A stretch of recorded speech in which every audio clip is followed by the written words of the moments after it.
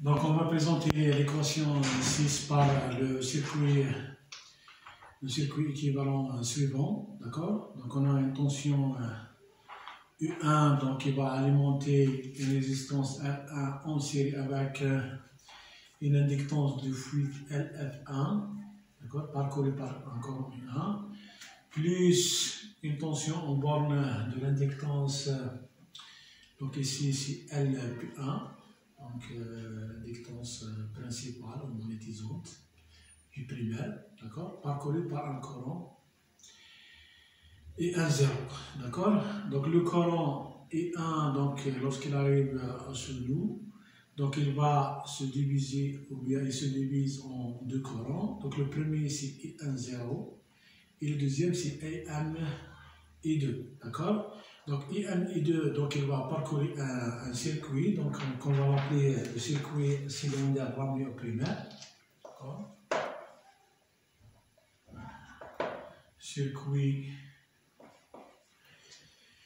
du secondaire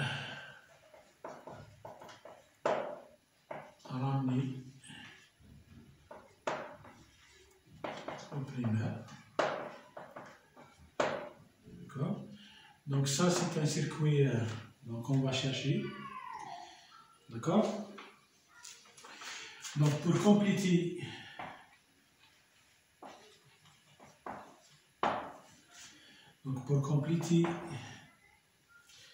notre schéma équivalent,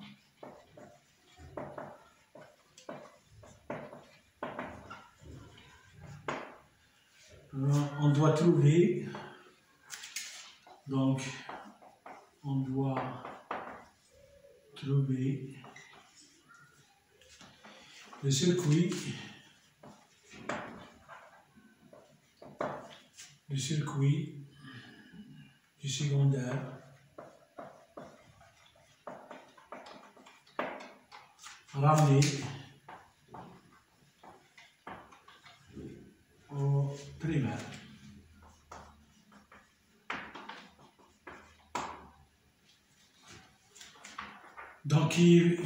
Donc qui est traversé ou bien parcouru par le courant M et MI2. D'accord? Traversé par le courant MI2. Donc, on va utiliser la fonction ou bien l'équation du secondaire.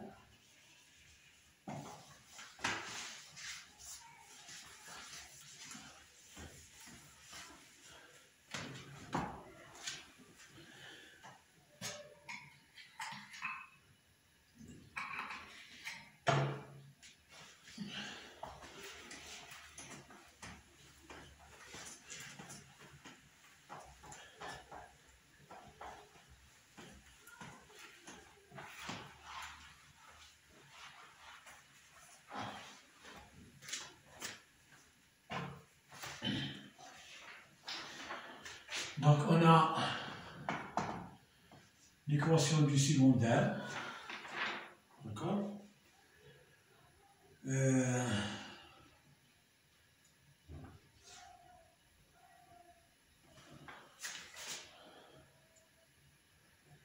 Donc, normalement, on a J oméga phi2 égale à R2 I2 plus I2, d'accord. Et I1 égale à MI2 plus I10. Donc I1 égale à MI2 plus I10, d'accord. Donc avec phi2, donc on a dit c'est MI1 moins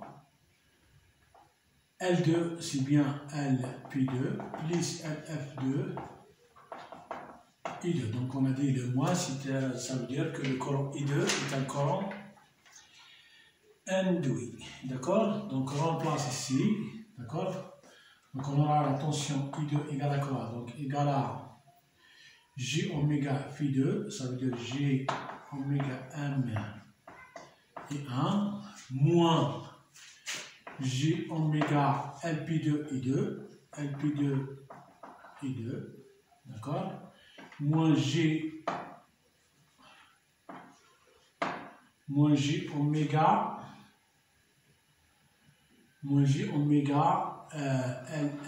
LF2 I2, d'accord? Moins R2 I2, d'accord? Donc on remplace le courant I1 par un I2 plus I10, d'accord? Donc I2 donc égale à, donc on a ici moins R2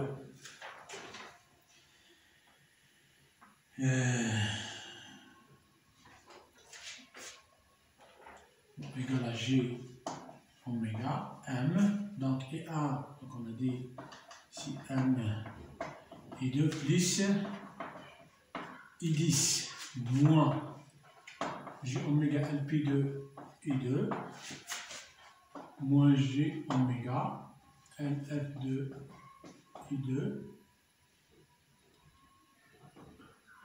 moins R2 I2.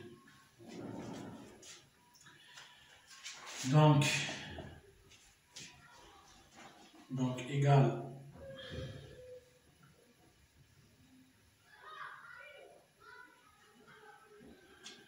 donc avant ça, donc on a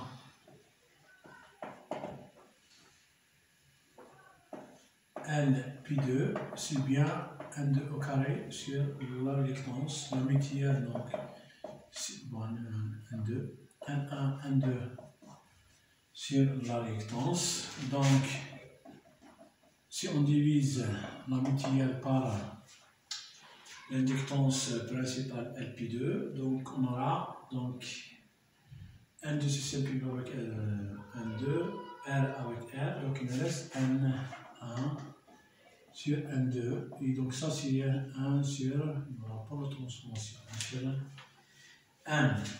Donc ça veut dire que LP2, si petit m, le rapport de transformation, fois grand M, c'est la mutuelle. D'accord? Donc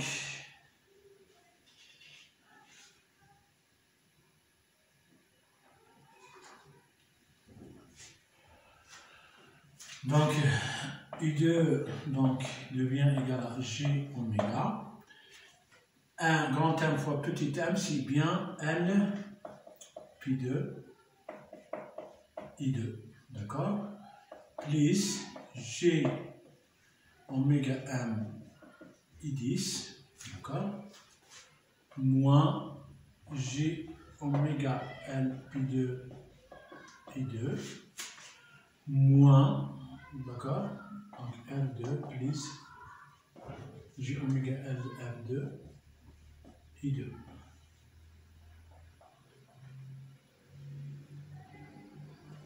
D'accord? Donc on peut simplifier J oméga LP2 avec moins J oméga LP2. Donc il nous reste moins R2 plus J oméga LF2 fois I2 plus J oméga M I10. D'accord? Or, donc, on va appeler ça équation 7. D'accord? Donc, or, le circuit du secondaire ramené au primaire est tracé par le courant MI2. D'accord? On va multiplier l'équation 7 par M des deux membres. D'accord? Donc, on multiplie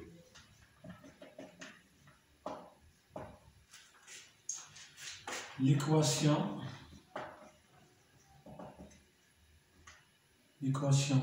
7, d'accord, par rapport de transformation. D'accord? Car le circuit, d'accord? Car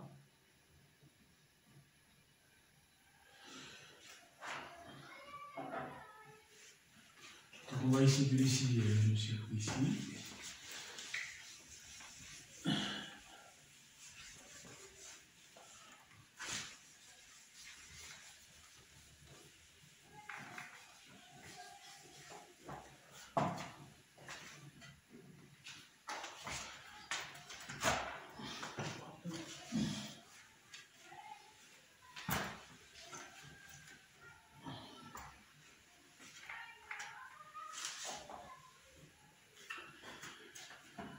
Donc, car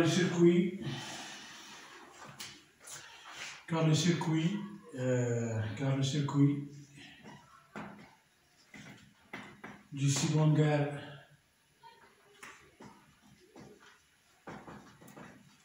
ramené au primaire est traversé par le courant, donc M et 2. D'accord? Donc on aura M et 2. Donc M U2 égale moins R2 plus J LF, J oméga bien sûr, LF2, d'accord, fois M I2 plus J oméga M, bon, M petit m fois la mutuelle fois I10, d'accord?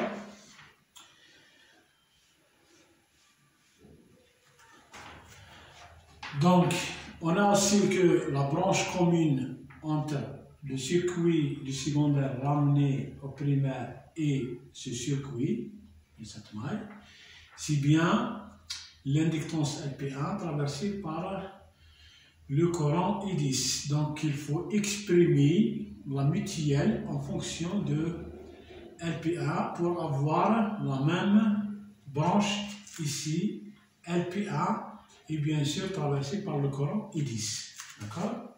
Donc, on a la mutuelle égale bien le rapport de transformation fois LPA. D'accord? Donc, l'équation devient MI2 égale à moins R2 plus J oméga LF2. Donc, I2.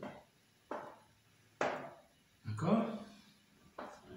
Plus J oméga. Donc, petit m fois grand m, c'est bien m fois LPA. Ça veut dire qu'on trouve m au carré, LPA fois I10. D'accord? Donc, on a dit que comme la branche commune, elle est traversée par le courant I10, d'accord? Et cette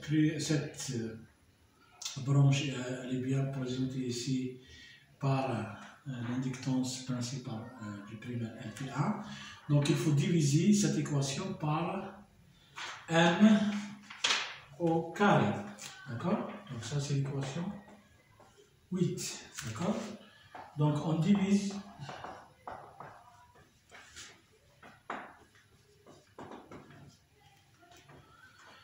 l'équation 8 par M au carré, d'accord? Donc, on a dit car LP1 et la branche, on a dit, et la branche commune entre les deux circuits, les deux mailles,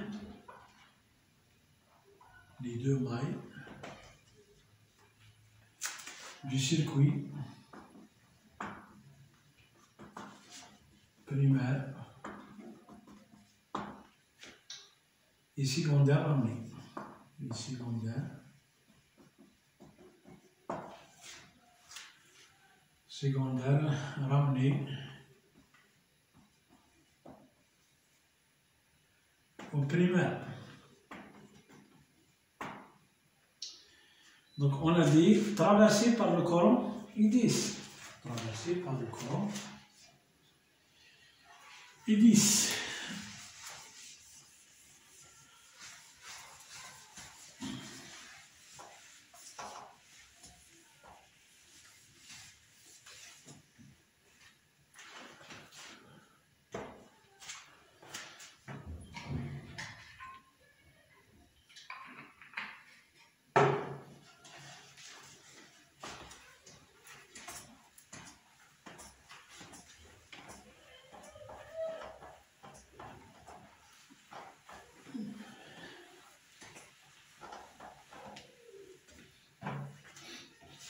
Traversé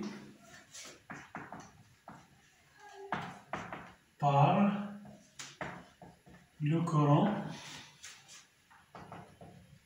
et 10. Donc on divise l'équation 8 par m au carré, donc on trouve donc I2. Donc m divise par m carré, ça fait m est égal à moins.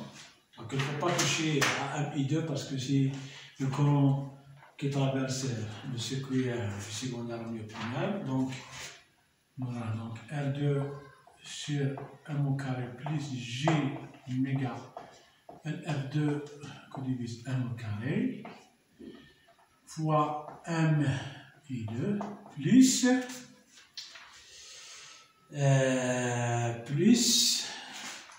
J oméga. Donc, 1 au carré, c'est celle qui va avec 1 au carré. Donc, il nous reste LPA fois I10. D'accord? Donc, J oméga LPA I10 égale bien à R2 sur M au carré plus LF2 que divise M carré fois M I2 plus I2 sur M. D'accord? Donc on appelle ça l'équation 9. Donc cette tension-là égale à ça plus ça. D'accord? Donc on va. Donc 9, l'équation 9 et l'équation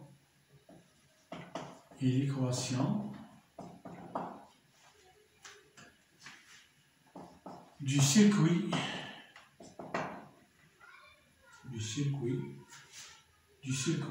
du secondaire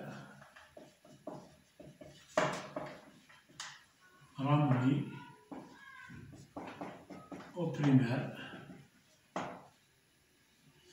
D'accord? Et elle sera présentée par le circuit. D'accord? Donc on a ici R1, LF1. Donc ça c'est la tension I1. Donc ici on a le corps I1. D'accord? Donc ça, là c'est la branche de l'inductance magnétisante du primaire. D'accord? Traversée par le courant I10. D'accord? Et la tension ici donc, se divise donc, à une résistance, c'est une résistance qui est R2 sur M au carré, une inductance de LF2 sur M au carré et d'accord, et une charge Z charge qui divise M au carré, donc on verra pourquoi. Donc ça c'est I2 sur d'accord. I2 c'est 1.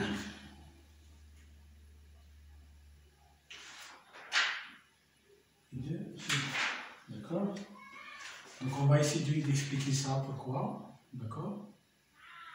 Donc, normalement on a la tension I2, c'est bien Z est charge fois I2, d'accord? Mais ici le courant, donc j'ai oublié de mentionner ici, le courant c'est quoi? C'est bien M I2, d'accord? Donc ici, donc on va écrire ça en fonction de M I2. Donc Z est charge, donc ici sur M fois M I2. Et donc là, on a une tension I2 sur M. Donc, on va diviser aussi I2 sur M. Donc, on aura Z charge sur M carré traversé par le courant I2, M I2. D'accord? Donc, ça, c'est bien le Z charge sur M au carré. D'accord? Donc là, le schéma qu'on a trouvé ici, donc bien sûr, sans tenir compte des pertes faibles. D'accord? Donc ça, c'est le circuit, ou bien c'est le schéma équivalent ramené au primaire.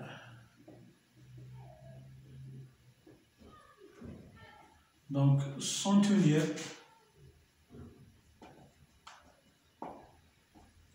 compte des pertes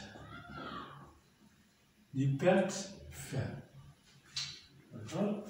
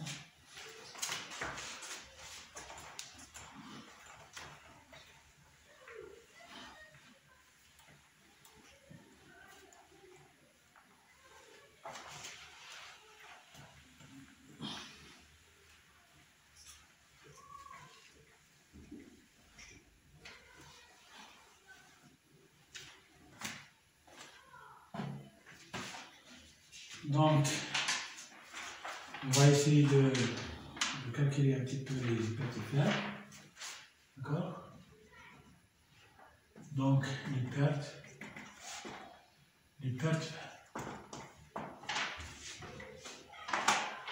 Donc, les pertes faibles. Donc, la variation du flux, d'accord? Donc, où le champ magnétique, d'accord? Dans le matériau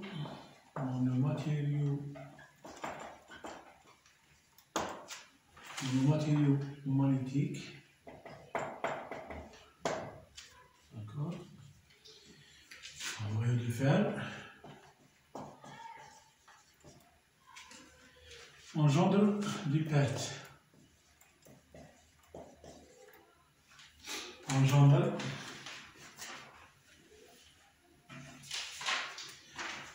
des pertes faibles. Des pertes faibles.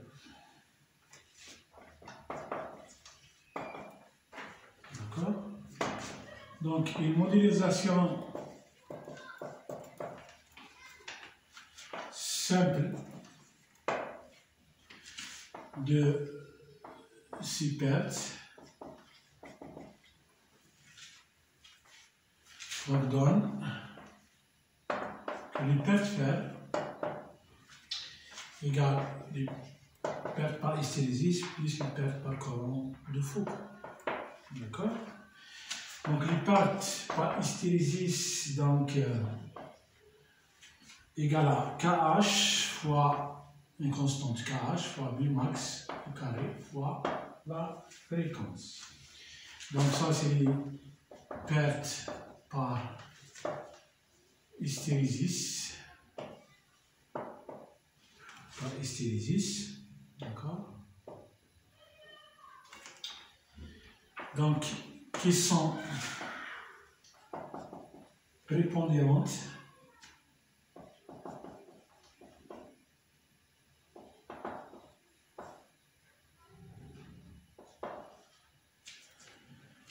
en quasi-statique. D'accord. Ça veut dire que les pertes épères, c'est presque de là les pertes par hystérésis. Et donc ça, c'est pour une fréquence, on peut dire inférieure ou égale à 10 Hz. D'accord. Donc c'est pour rappeler du cycle d'hystérésis. Donc ça c'est B et ça c'est H. Ça c'est le champ coercitif. Ça c'est le B rémanent. Et donc l'aire de ce cycle, c'est bien les pertes par hystérésis par unité de volume. D'accord. Et ça c'est bien en quasi-statique, parce que si on augmente la fréquence, donc les pertes, ou bien le cycle devient une patadoïde, d'accord, en forme d'une patate, d'accord, parce que les pertes fer, ou bien les pertes par courant Foucault, ils vont se rajouter par rapport aux pertes par hystérésis, d'accord, en moyenne et haute fréquence. Donc on peut dire que les pertes fer, c'est presque les pertes par courant de Foucault. Ça veut dire on néglige les pertes par hystérésis. Donc les pertes par courant de Foucault, donc on fait un calcul dans la théorie du champ. Donc on peut démontrer facilement que KF égale une constante KF qui est égale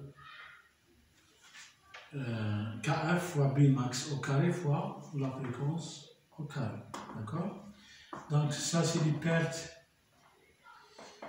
par courant de Foucault.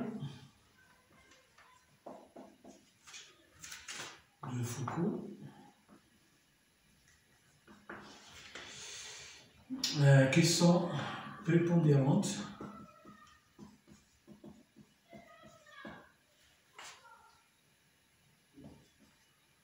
en moyen et haute fréquence. Ça veut dire les pertes, c'est presque égal les pertes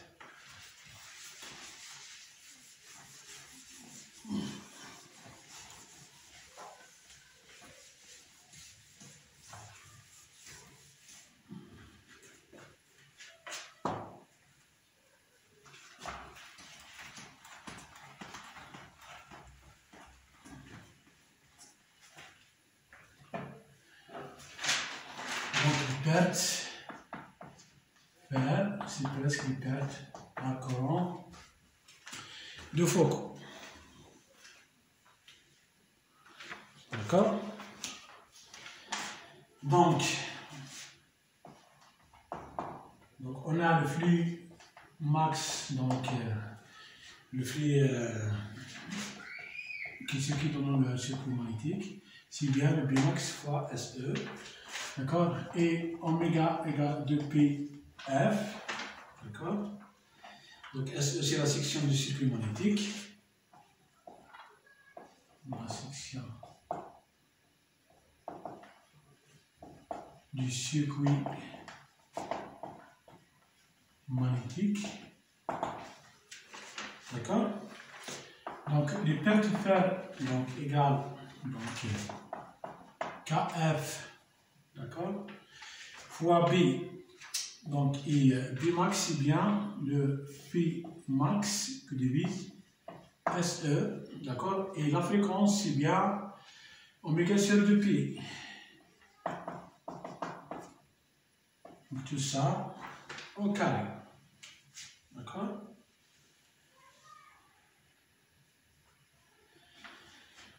Donc, si la bobine, donc ici, bon, ici du primaire, si le bobinage primaire est indéformable, donc inductance, on peut dire que constante. Donc, il soumise à une tension sinusoïdale U1. D'accord? Alternative sinusoïdale.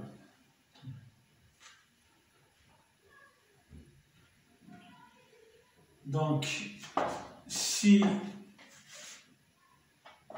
sa résistance R1 est faible,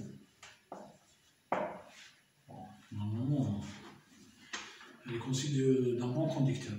De façon à minimiser les pertes Joule, d'accord? Donc, dans un circuit magnétique sans entrefer ou à faible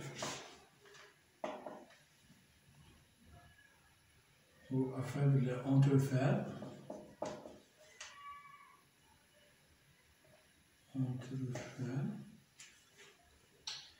d'accord?